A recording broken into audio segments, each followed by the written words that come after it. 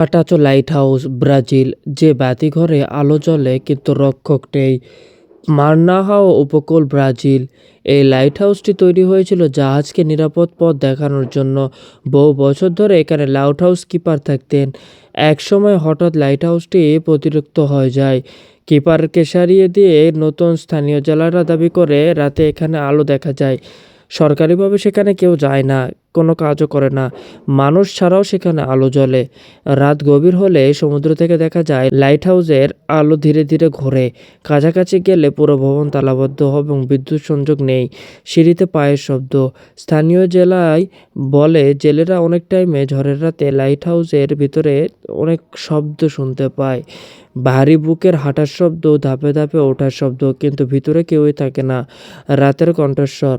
কিছু নৌকার নাবিকদের দাবি সমুদ্র শান্ত থাকলেও হঠাৎ শোনা যায় কারো ডাক, যেন কেউ দিক নির্দেশ দিচ্ছে। শব্দ অনুসরণ করলে কুয়াশা আরো ঘন হয়। এই লাইট হাউসে কি থাকতে পারে যা আজও এক রহস্য।